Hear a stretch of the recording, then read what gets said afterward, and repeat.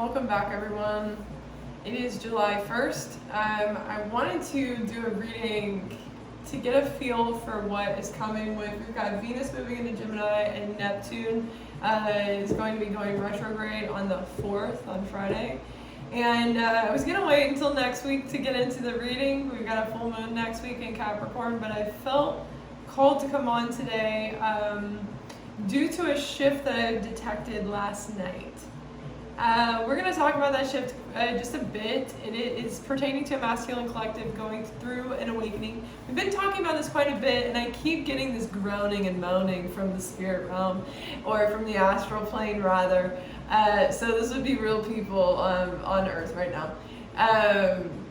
Just groaning and moaning about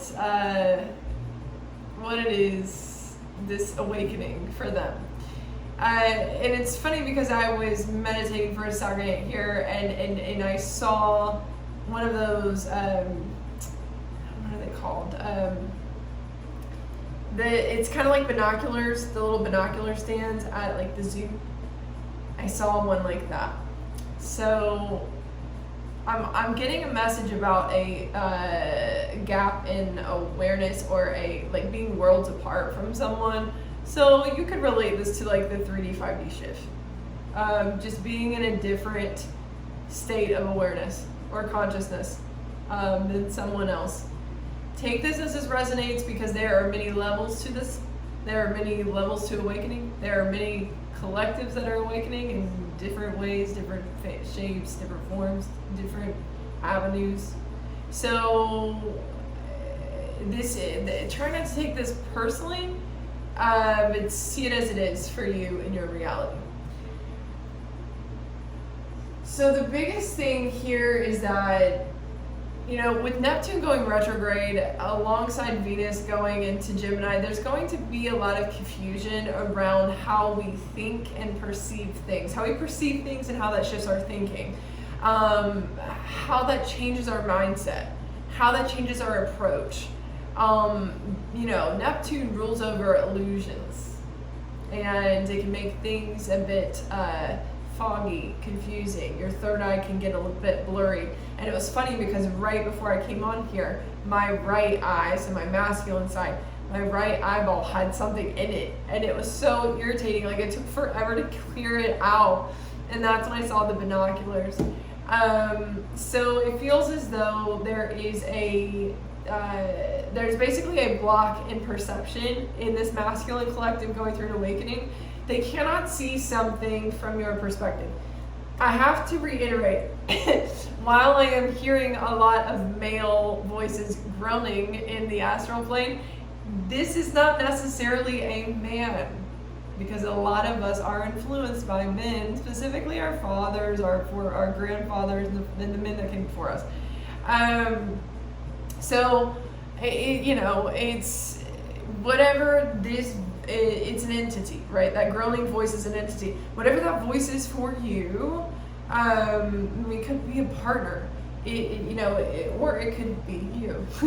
So that is groaning. It's groaning, and it's groaning because it cannot see something in the physical plane the way that someone is showing up in the physical plane. It cannot come to acceptance of what it is seeing because of how it knows the physical plane to be. So anything in the physical realm, how we operate in the physical realm. There is a collective of people who are having a hard time with what they are seeing. This could be other people changing. This could be other people, stepping into new versions of themselves. I'm getting this sick feeling in my stomach though, as I say that. Like, somebody does not want to accept what they're seeing because it makes them sick to their stomach. There is some kind of lack of acceptance. There is this realization though, they're seeing it. Do you know what I'm saying? They're seeing it, but I'm feeling they're upset with what they're seeing. So there could be a lot of denial present. Let me clear that really quick. Excuse me. In the last couple of lives on TikTok, we've been talking about the solar plexus block that the collective is going through, and how that solar plexus block is really attached to the heart chakra, which is what the astral plane is connected to. So this would be, other people or people around us, and our connection to the unseen, so the energy that people emit. It's not just psychic, it's not just the spirit in the astral plane, it's the energy that people emit, and how we kind of we bridge some kind of gap internally with those energies. There is a lot of dissonance there. There's a lot of disconnect in the heart chakra. So there's a lack of acceptance, there's a lack of being able to accept what other people are doing. There's a lot of anger, there's a lot of pain, there's a lot of grief there. So this energy that's coming through the heart chakra could connect you to people in other timelines. Again, what do you think?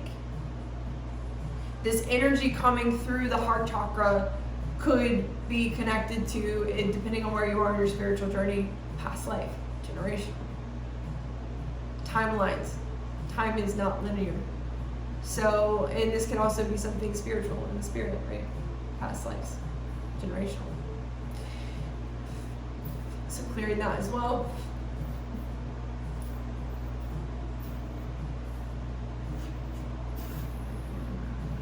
Excuse me, yeah, whoa, that's a lot.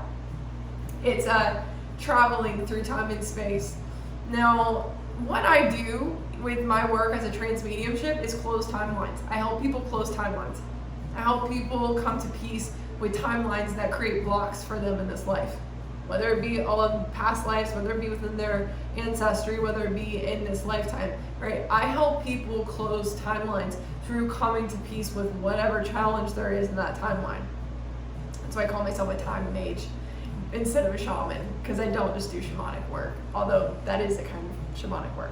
So we close timelines and we heal timelines, really.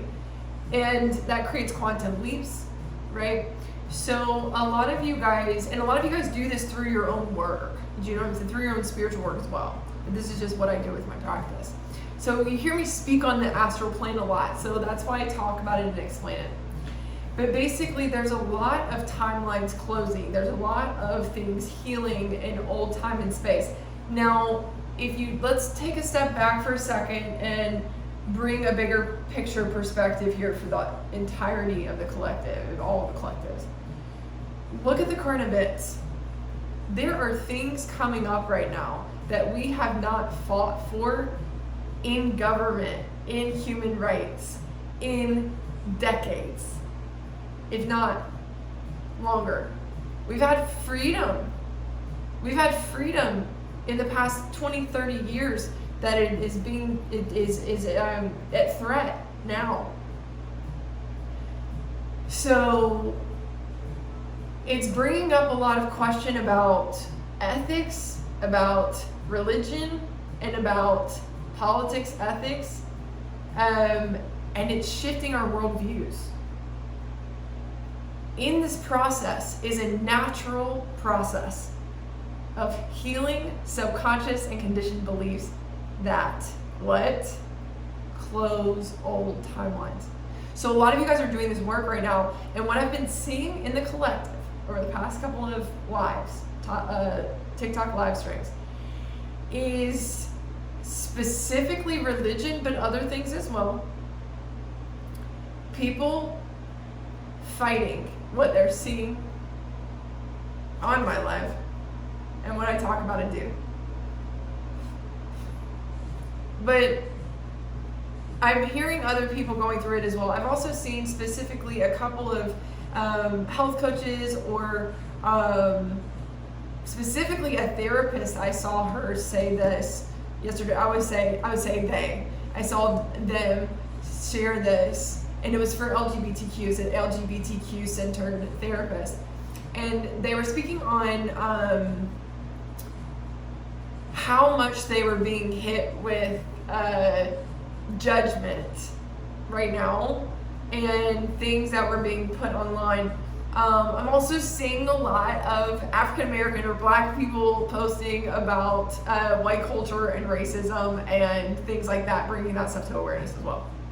So we're seeing a lot of things about breaking down injustices and breaking apart and picking apart and kind of like putting it up and putting it in front of people, the things that we have not been facing collectively for a long time, or things that have been kind of just like going dormant beneath the surface and not being spoken about enough.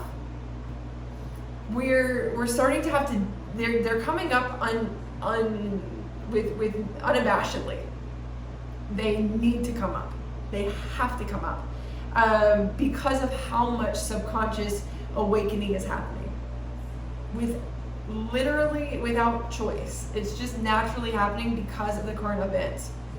So there's a lot of like finger pointing, because anytime we have to face subconscious or conditioned beliefs and we're not trying to, we're not wanting, we're not intentionally working on that aspect of ourselves, we get angry. We have issues. Why? Because the world is confusing to us. So we're seeing a lot of people having a hard time dealing with what they're thinking and feeling and seeing. The third house is so key to coming to peace with things that are happening right now. The third house rules thinking and communication, and it rules Gemini. So we have Venus, the planet of attraction and love, stepping into Gemini. And the Lover's card has been coming out like crazy, because the way that we connect with people, the way that we come to peace, and the way that we attract things like money and abundance is going to be so intertwined with how we communicate.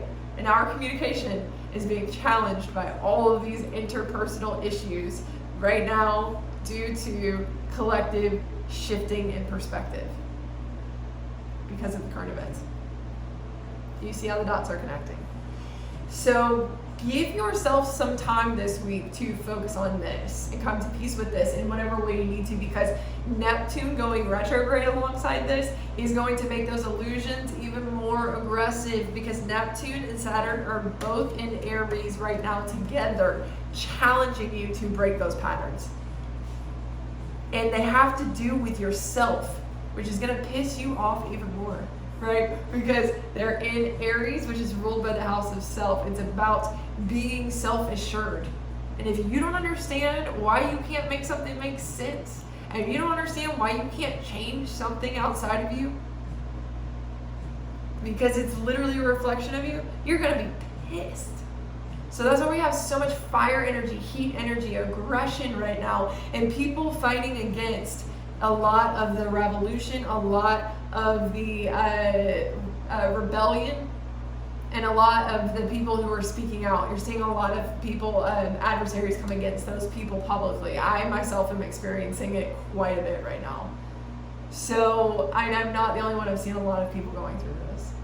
And it's from anywhere from like the people who, you know, your loved ones, whether you're in contact with them or not, but people who your family, people you were connected to at one point in your past, like these can be very personal attacks. And when attacks are personal like that, when it's deeply rooted in something that's actually not personal, it's about the other person facing themselves and you facing yourself. It becomes a war between people. And it becomes this like internal / interpersonal war. Aries energy, but Mars is ruled by Mars, the planet of war. So the key here when it comes to what we're moving through this week, we've got a Libra moon and then we go into a Scorpio moon this weekend, is to come to a balanced place with these issues internally, to bring some love into the issue, to bring some love into your perspective, to kind of bring some compassion, some empathy, if not for the other person, for yourself, so you can at least come to peace with whatever it is that's happening, right? You can gain some kind of awareness, some bigger picture that brings you some peace, so you can maybe let go a little bit. And the less you fight like fire with fire, the easier it is to get a point across and communicate clearly. So there's gonna be a challenge when it comes to abundance and attraction, literally starting on Friday because of this dynamic, but it doesn't have to be. It's all up to the way that you connect. And quite frankly, I'm getting the sense that a lot of you guys are going to be guided towards communities and groups who you align with through this process. That is going to make you feel more at home. It's going to make you feel comfortable being yourself. It's going to make you feel safe being yourself and being vulnerable being yourself, or speaking out on the things you're passionate about. And it's going to help you find a safe community to build on. So use it for that reason. So I wanted to record this today because I got that feeling of, we're moving from Virgo moon to Libra today. And I got that feeling, I was like, I need to post this within the next 12 to 24 hours to make sure I get this out for you guys, to really use this Libra moon to its max potential, to help you prepare for Venus and Gemini. And it's only through, I believe it's only through this month, yeah, because Venus is going to move into Cancer on the 30th. So it's only like a 30-day or less, 26-day transit for Venus. But it is going to challenge us throughout July. And to be quite frank, June is really challenging when it comes to money, abundance, and attraction. So this is going to challenge July as well. It's like the astrology is saying, I really need you to grow right now. Because again, quantum entanglement, the North Node being in Pisces, everything's overarching focus is about coming to some kind of completion, helping you get into alignment, preparing you for next year's North Node in Aquarius, to line you up with what's happening with Pluto in Aquarius, to prepare you for your next steps. This is like the universe saying, I want your next 20 years to be successful. I want you to be happy. I want you to be in a place that is right for you. I want you to feel aligned. So I'm making it really challenging and hard right now to get you in the right place. And not just you, everyone, right? That being said, we also have Uranus moving into Gemini on the 7th, Monday. And I want to pull some cards on that. So Uranus is the planet of rebellion, and a lot of you guys are doing that right now. But the thing about Gemini is it's a mirror, right? It creates a mirrored aspect. And Gemini can challenge the hell out of us when we are trying to grow, and everyone around us is mirroring back to us everything we need to focus on and change and fix, or triggering us, or we feel that projected force, or we don't feel seen, we feel lost in that mirror. So it can create a lot of challenges and issues. So I do want to pull a few cards on that to get you guys, yeah. 10 of Swords, the Fool. 10 of Swords, the Fool. We've got a new beginning here. We've got a new beginning, but it does feel like that final sword in the back. Also, 10 of Cups. This is somewhat an illusion because of what idealism. 10 of Cups is like all about idealism. It's like you get that white picket fence, and now you realize, oh, now we gotta go. Now the house is finished, but I still feel unhappy. I still feel unfulfilled. I still feel dissatisfied. Now we've got the house perfect and everything looks nice, but like I don't feel great. You know what I'm saying? Like I thought getting this house, and I thought setting this up, and I thought getting married and having this situation would make everything fun, and having the kids have a nice playground in the backyard would make everything fun, right? Whatever your 10 of Cups is, whatever it is that you've been manifesting, it's like when you get that thing and then you realize, oh, this isn't the thing that was gonna make me happy. I have to be happy internally as I am building this thing as well.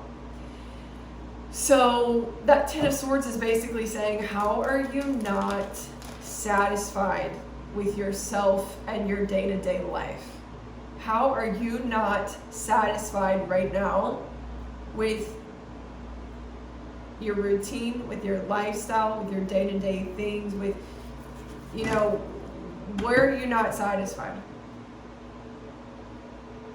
And I'm hearing, and please, okay, I'm hearing, could you close out the cycle? Okay, so that 10 of Swords again is a closing of a cycle, and it does feel like it again within interpersonal connections that are misaligned. So there is an edge of angst to this, because it does feel like there's, again, we're in two different worlds. We're in two separate worlds, and we're fighting each other on what is aligned for us. 7 of Wands here.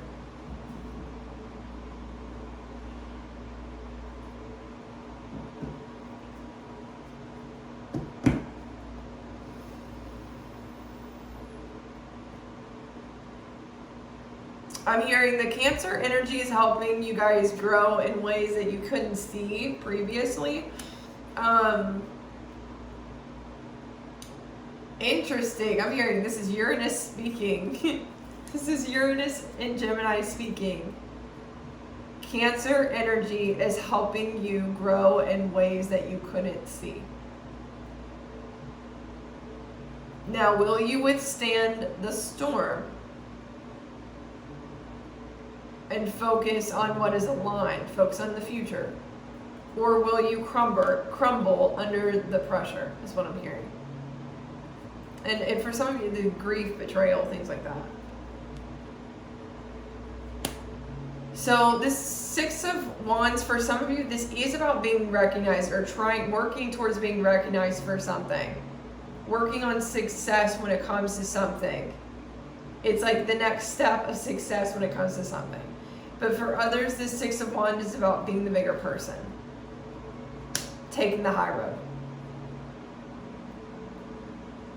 I'm hearing not getting involved when it doesn't pertain to you. So some of you guys, this whole mirror aspect of Gemini, the whole challenge here, especially with Uranus, is focus on what are you meant to speak on? What are you meant to focus on? What are you meant to rebel against? How are you meant to change and grow and go against your old path? I'm hearing that part. If there's an aspect of you that wants to do something differently, but you've been afraid to, Uranus and Gemini is saying, do it. It's a 7 or 12 year transit. I don't know, but it's going to be years. Uranus is going to be in Gemini for a while. So this is literally going to be one of those times when it is important for you to really focus on yourself when it comes to mirroring aspects, getting triggered, especially while Saturn is in Aries, which is going to be through next year. I can't remember the exact date. So Saturn's going to be in Aries, challenging how strong-willed you are, how focused on yourself you are. But all of this Gemini energy is going to say, but is it for you? Is it for what you're trying to do? Is it for how you're going to break things? It for you. Do you know what I'm saying? Like the two of those working together is trying to get you on track by triggering you. There's going to be a lot of butting heads with the things that you're misaligned with, so you can find the things that you are aligned with. So this is like stop arguing at the TV kind of energy. Stop doom scrolling. Stop fighting the things that aren't your purpose. Do you know what I'm saying? Like we all want to fight for certain things, but some things are a waste of our energy because we're not good at fighting at them, right? We're not good at speaking on them. So we rebel in different ways if it's still important to us, like shifting our lifestyle and putting it into our daily practice and self-actualizing and stuff like that, rather than like fighting on the internet about it or arguing with people who don't see our point of view. And again, communication being so important with these transits as well, this is going to have a lot to do with how you talk, how you speak, whether you are speaking online or whether you are doing something on a platform or something with a business. The way you communicate, whether it just be with people in your life, is going to be highlighted here for a while.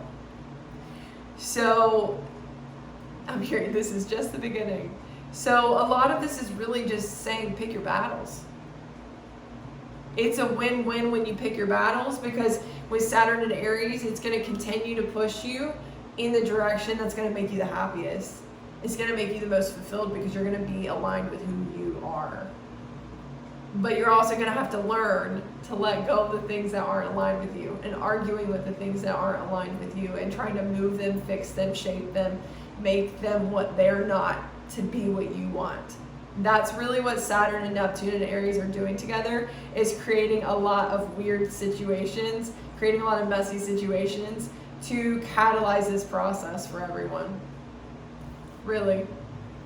So let me slow down for a second. Anything else coming up for this? When you do, things will shift in the favor for you, in favor for you.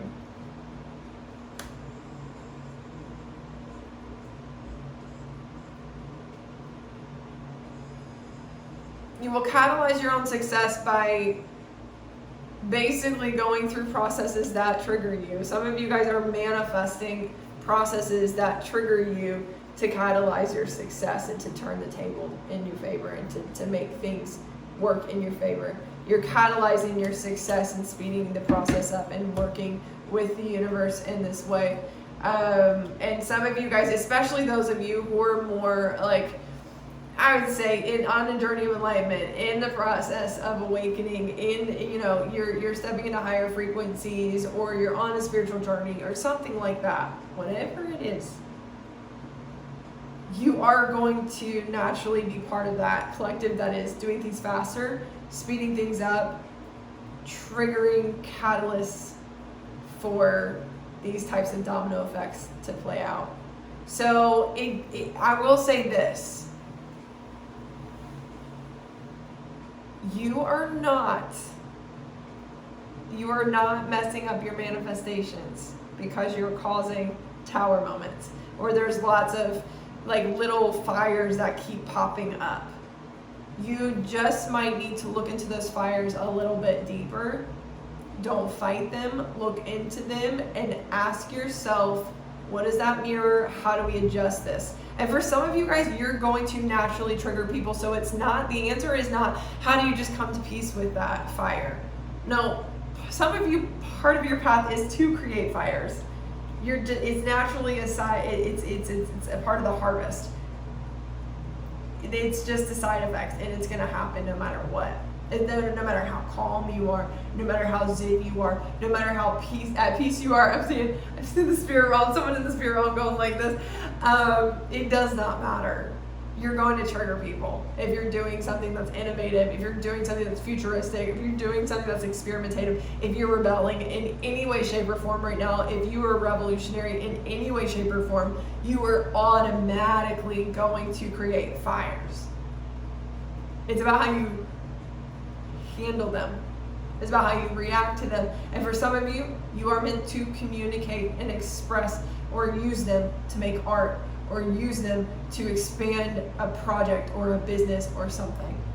It's not always a shadow of you, but know there will be a mirror, and it will be triggering, and there will be confusion there. As long as Saturn and Aries Saturn and Neptune are kind of working together in Aries.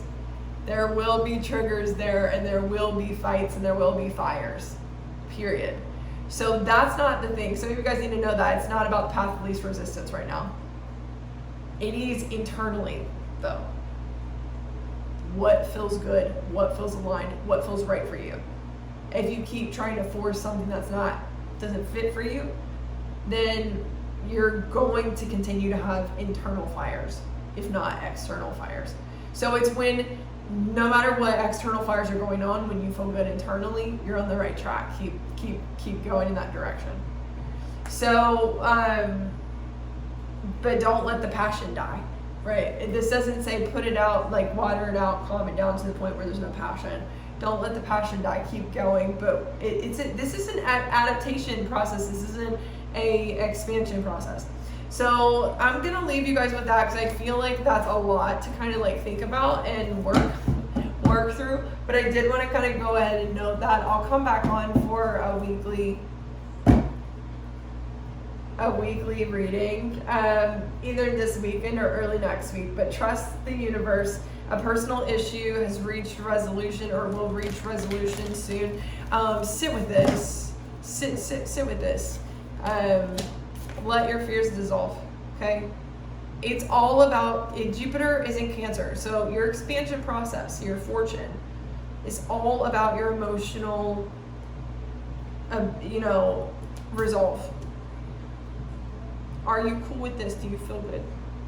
If you're cool with it, and it works for you, it does not matter what fire starts outside of you. That's what is meant for you. That's what you're supposed to be doing, and you know what I'm saying, that's working. If you're still heated and fighting and afterwards, but you feel good about something, that's not emotional resolve, that's pride. So that's the challenge, right?